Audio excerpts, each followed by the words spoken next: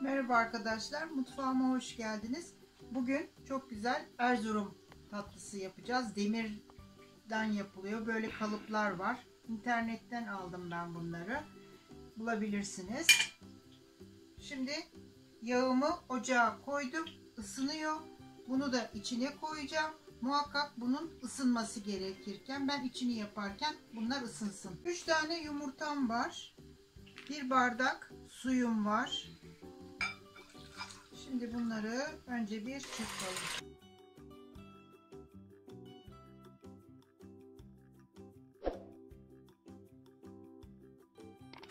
Sonra 1 bardak unum var. Krep hamuru kıvamında olacak hamurumuz. Yarım paket kabartma tozum var. 2 yemek kaşığı nişastam var.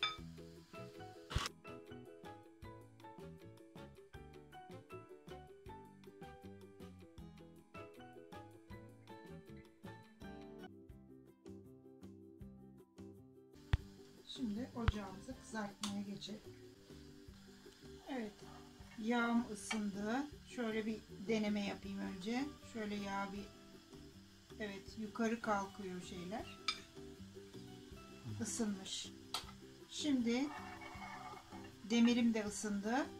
Demirimi yarıya kadar batırıyorum. Yukarı kadar batırmayın.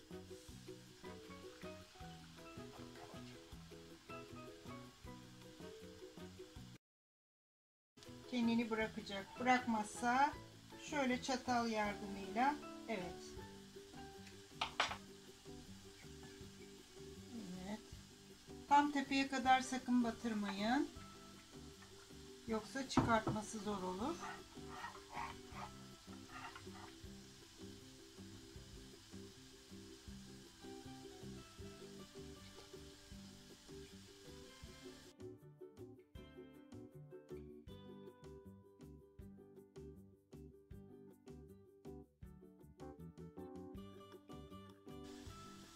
Bu arada 2 bardak suyla 2 bardak şeker şerbet hazırladım. 1 dilim limon. Şerbetin ılınması gerekiyor. Onun için onu daha önceden hazırladım ben.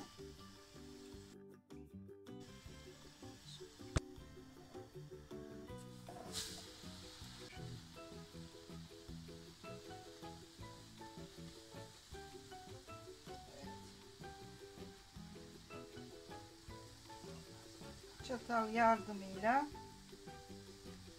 şöyle çıkartıyorum kırılmasın diye. Çünkü kıyır kıyır kağıt gibi bir tatlı. Yarıya kadar batırıyorum. Yağın içine koyuyorum.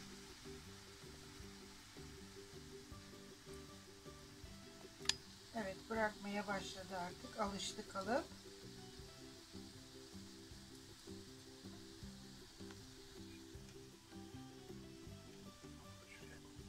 Koyuyorum.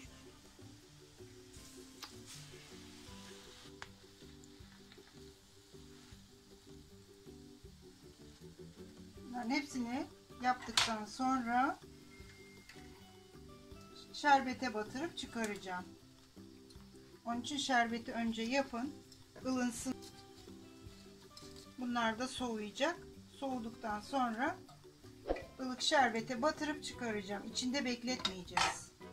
Evet, batırıyorum. Bastırıyorum.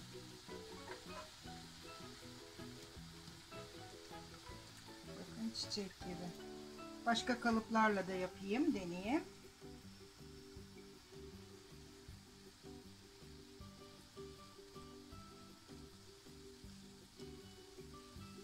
Çok zevkli. Artık kendini bırakmaya başladı. Şimdi başka kalıp çıkarıp takayım.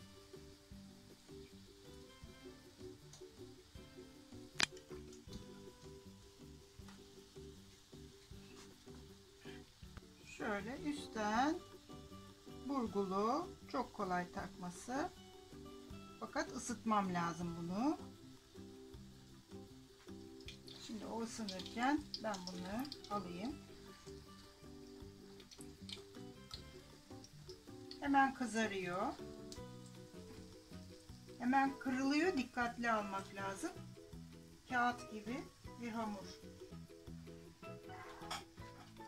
Evet. Nerede ısınmıştır? Deneyelim. Batırıyorum.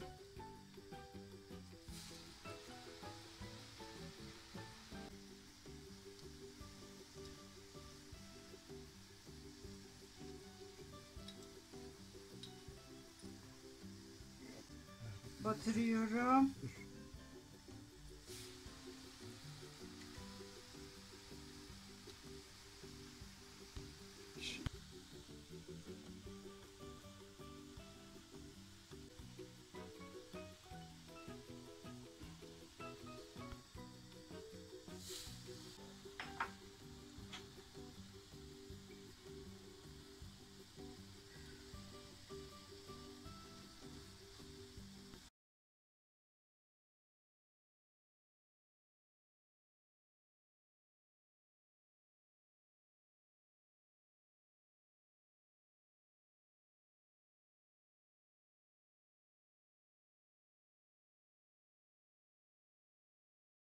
Evet, takıyorum.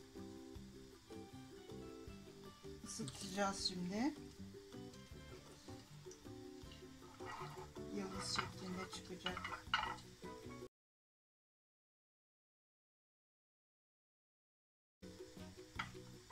Çok hafif. Bütün gün yumuşamıyor. Zaten kalmayacak. Hemen bitecek.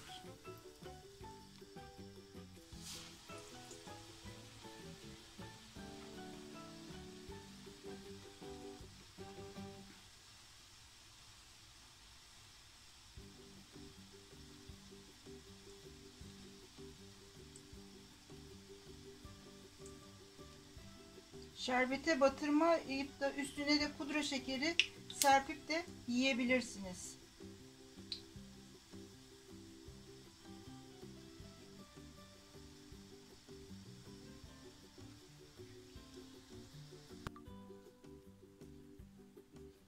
Kızarttıklarımızı şerbete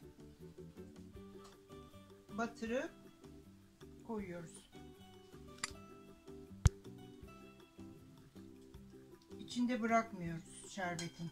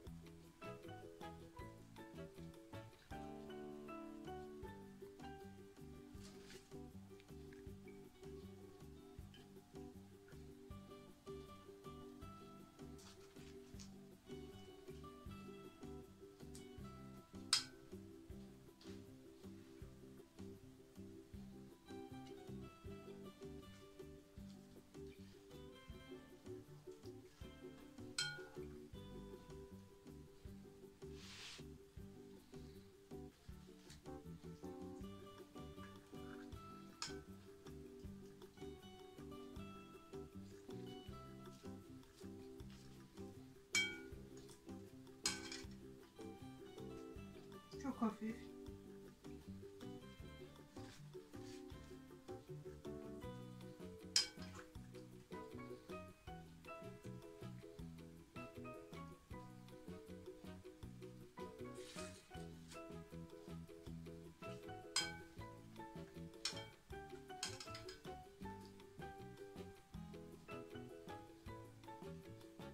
Evet arkadaşlar. Erzurum demir tatlısı bu kadar. Çok güzel. Herkese denemeyi tavsiye ediyorum. Deneyeceklere şimdiden afiyet olsun. Kanalıma abone olmayı, beğenilerinizi, yorumlarınızı bekliyorum.